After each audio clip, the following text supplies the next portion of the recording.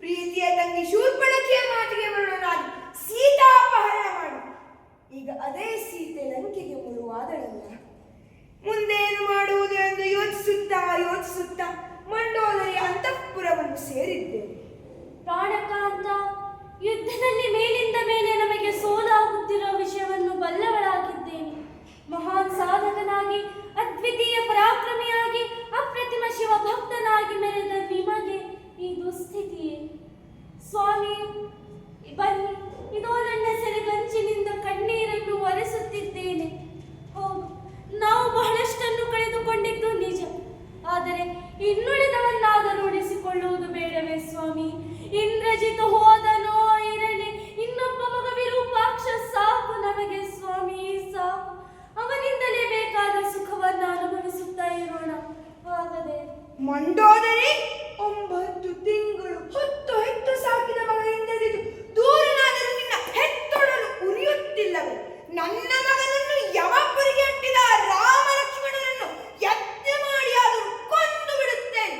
ಅಷ್ಟೇ ಅಲ್ಲ, ದೇವತೆಗಳೇ ಯುದ್ಧಕ್ಕೆ ನಿಂತಾಗ ಮಣಿದವನಲ್ಲ ಈ ದಶಕಂಠ. ಅಂತಹವನು ಹುಳುನರನಾದ ರಾಮ ಲಕ್ಷ್ಮಣನಿಗೆ ಮಣಿದಾನು. ಸೀತೆಯನ್ನು ಸಾಮದಿಂದ ಹಿಂದಿರುಗಿಸುವುದಿಲ್ಲ. ರಾಮನೊಡನೆ ಯುದ್ಧಕ್ಕೆ ಸಿದ್ಧ. ಬೇಡ ಸ್ವಾಮಿ, ಬೇಡ ಬೇಡ ಬೇಡ ಎಂದು ನನ್ನನ್ನು ನಾನೇ ತಡೆದುಕೊಂಡಿದ್ದೆ. ಆದರೆ ಈಗ ಅದನ್ನು ನಿಮ್ಮಲ್ಲಿ ಕೇಳಲು, ದಿಗ್ವಿಜಯ ಮಾಡಿ ಬಂದ ರಾವಣೇಶ್ವರನ್ನು ರಾಜೋಚಿತ ಸತ್ಕಾರ ಮಾಡಿ ವಿಜಯ ತಿಲಕವಿಟ್ಟು ಮಂಗಳಾರತಿ ಮಾಡಿ ಎದುರುಗೊಂಡಾಗ ನೀವೇ ಆಡಿದ ಮಾತು. ಮಂಡೋದರಿ, ನೀನೇ ಈ ವಿಜಯಕ್ಕೆ ಸ್ಫೂರ್ತಿ. ಸುಂದರನಾದ ಮೇಘನಾದನನ್ನು ಹಡೆದಾಗ ಮಂಡೋದರಿ ನನ್ನನ್ನು ತಂದೆಯಾಗಿಸಿದ ಪ್ರೀತಿಯ ಮೊಳಲಿ ನೀನು.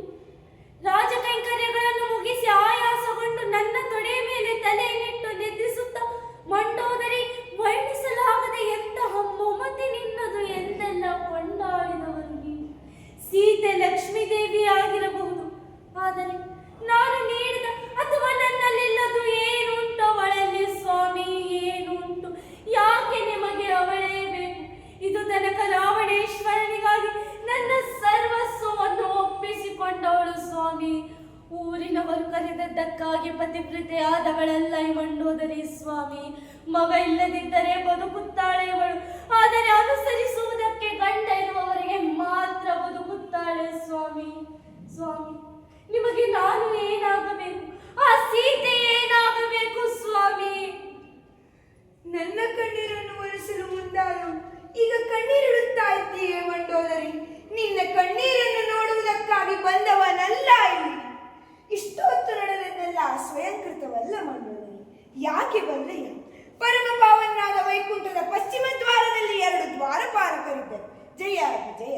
ಬ್ರಹ್ಮ ಮಾನಸ ಪುತ್ರಾದ ಸನಕಾದಿಗಳು ಬಂದ ಕಾಲಕ್ಕೆ ದ್ವಾರದಲ್ಲಿಯೇ ತಡೆಗಟ್ಟಿದರು. ಕೋಪಗೊಂಡವರು ಭೂಮಿಯಲ್ಲಿ ದುಷ್ಟರಾಗಿ ಹುಟ್ಟಿ ಎಂದು ಶಪಿಸಿದರು. ಭಗವತ್ ಸಂಕಲ್ಪವು ಹಾಗೆ ಇತ್ತು. ಅವನ ಅವತಾರಕ್ಕಾಗಿ ಒಂದು ಮಾರ್ಗ ಬೇಕಿತ್ತು. ಹಾಗಾಗಿ ಅವನ ವಿರೋಧಿಗಳಾಗಿ ಅಲ್ಲ, ಸಹಾಯಕರಾಗಿ ಬಂದದ್ದು. ಸ್ವಾಮಿ, ನೀವು ಹೇಳುತ್ತಿರುವುದೇನು?